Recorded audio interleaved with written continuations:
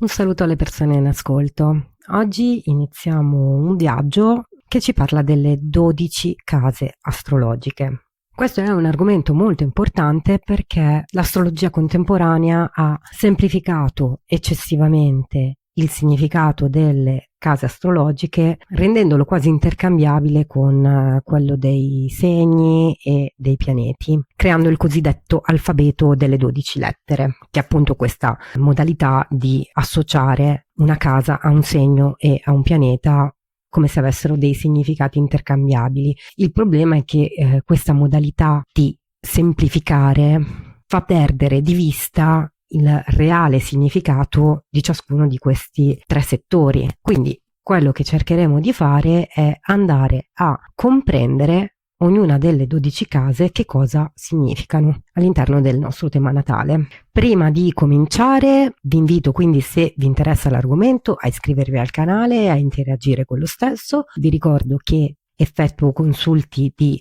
astrologia con metodologie tradizionali. Le mie tradizioni di riferimento sono quella ellenistica e medievale araba e potete trovare il link per prenotare una consulenza nella descrizione di questa puntata.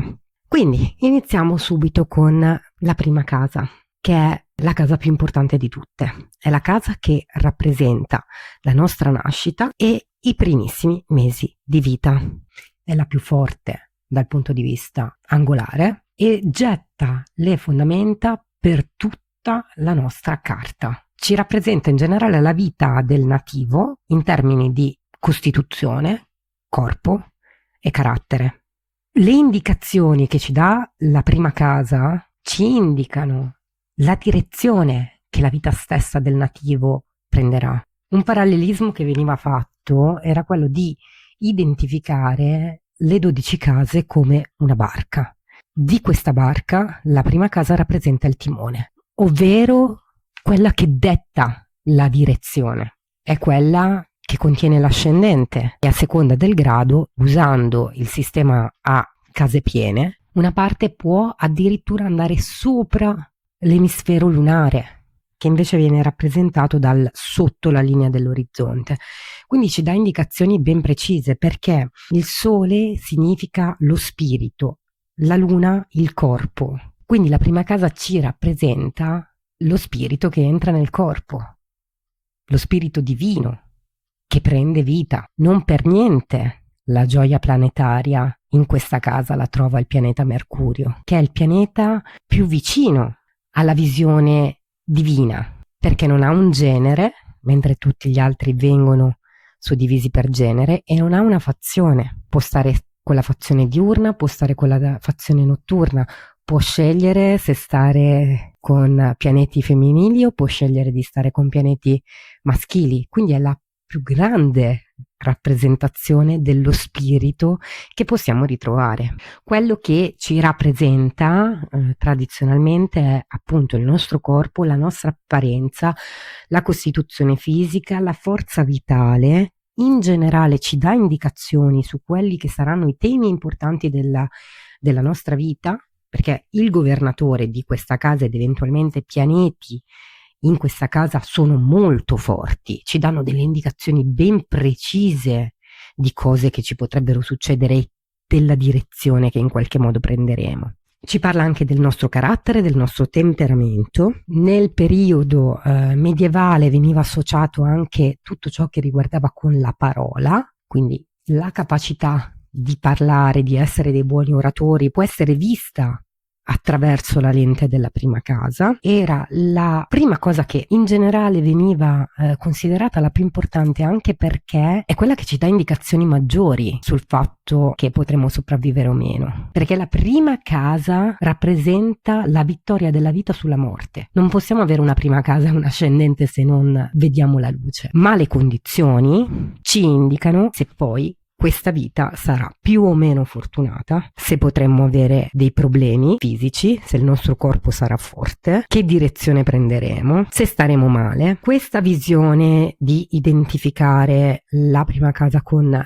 l'anima o lo spirito e con il corpo tutte insieme è stata portata avanti in maniera ininterrotta fino al periodo rinascimentale. Questo è proprio il periodo in cui, parlando di astrologia medica, William Lilly e John Gadbury ci parlano dei cosignificatori, quindi associano questa prima casa con l'Ariete, ma perché l'Ariete a livello fisico indica la faccia, il viso, ok? La testa. Secondo Lilly, un altro dei cosignificatori è il pianeta Saturno, perché rappresenta il primo pianeta. Questo ha poi creato molto probabilmente un problema di riscrittura successivamente con appunto l'avvento dell'astrologia moderna e l'utilizzo dell'alfabeto delle 12 lettere, perché viene utilizzato costantemente come scusa. Ma come? Già nel Rinascimento lo dicevano, e tu adesso vuoi dire che io non posso associare la prima casa con Ariete e poi Marte? Però no, cioè non ci sono indicazioni di questo tipo, se non appunto nel periodo rinascimentale da parte di alcuni autori che lo identificano, ma solo ed esclusivamente in termini medici, non in termini descrittivi di qualcos'altro. Un'altra riscrittura della prima casa che è stata fatta in epoca moderna è quella di associarla ad esempio con la maschera che indossiamo, però in realtà questa cosa non trova alcun riscontro nella tradizione, perché la prima è l'unica casa che ci parla solo ed esclusivamente dell'individuo, di nessun altro. Se le altre ci parlano di altre persone o di altri contesti, di come le persone vedono il nativo o di quello che le altre persone possono fare al nativo,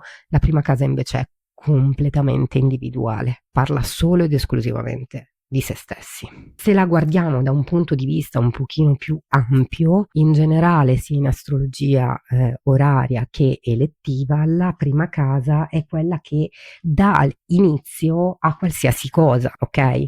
Quindi esattamente come per la natività, che ti dà indicazioni, le fondamenta per capire come sarà in generale la vita del nativo, la stessa cosa ce la può dare per gli eventi. Facciamo un esempio in particolare per quanto riguarda l'astrologia elettiva, che è quella che si occupa di cercare il momento giusto attraverso l'astrologia per fare determinate azioni. Io posso avere i pianeti migliori a mia disposizione quel giorno, ma se sbaglio a scegliere l'ascendente, mi gioco tutto il potenziale di riuscita dell'elezione. Quindi questo è per far capire quanto è importante non soltanto nella natività, ma in qualsiasi tipo di attività astrologica. Quindi ricapitolando, la prima casa è una casa angolare. Le case angolari sono quelle che contengono fondo cielo, discendente e medio cielo. Tra tutte le case angolari è considerata quella con più forza. Quello che ci sta ad indicare la prima casa è la nostra nascita, i primi mesi di vita, il nostro corpo, la nostra costituzione, la nostra individualità, in generale la nostra personalità e la direzione della nostra vita. Nella prima casa trova la sua gioia planetaria, ovvero il luogo in cui si trova particolarmente bene il pianeta Mercurio. Questo perché Mercurio non segue alcuna regola celeste, non appartiene a nessuna setta, ovvero non è né notturno né diurno, e ha una combinazione dello spirito solare e del corpo lunare. Quindi ci viene a ricordare che noi siamo uno spirito intrappolato in un corpo. Siccome Mercurio segue un patto del tutto individuale, è appunto associato all'individualità della persona. Ci rappresenta la dualità stessa dell'esistenza, il fatto che la nostra vita può essere costellata di gioie e di dolori, di caos e di regole. Inoltre Mercurio non si allontana mai troppo dal Sole e il Sole a livello astrologico ci descrive l'area in cui noi abbiamo consapevolezza della nostra vita umana, ma a livello un pochino più profondo il Sole è un significatore della verità e dell'eternità. Quindi ecco che Mercurio in prima casa ci viene a ricordare la necessità di trovare la nostra verità ed eternità onorando il nostro spirito attraverso il nostro corpo e attraverso la nostra esistenza umana. Come dicevamo, tutti i pianeti all'interno della prima casa sono particolarmente forti, anzi sono considerati i più forti. Forti non vuol dire necessariamente né bene né male, bisogna ovviamente considerare le condizioni che questi pianeti hanno, le eventuali dignità, gli aspetti che creano e fare una considerazione generale su come sono messi per poter valutare se il risultato sarà più o meno favorevole. Il governatore dell'ascendente, ovvero il pianeta che governa il segno del nostro ascendente, ovviamente parliamo dei governatori tradizionali, non Urano, non Plutone e non Nettuno, ci viene a raccontare chiaramente della direzione di vita di questa persona. Nell'astrologia antica, l'ascendente era la base da cui partire per fare considerazioni e predire la durata della vita e in generale la qualità della stessa. Quindi spero di avervi detto le cose veramente fondamentali sulla prima casa. Ci sarebbero da dire veramente un sacco di cose, però sto cercando di mantenermi il più possibile alle basi per non creare troppa confusione in chi ascolta e che magari non ha tutta questa dimestichezza con l'astrologia tradizionale. Spero comunque vi sia stato utile e grazie per avermi ascoltato. Alla prossima.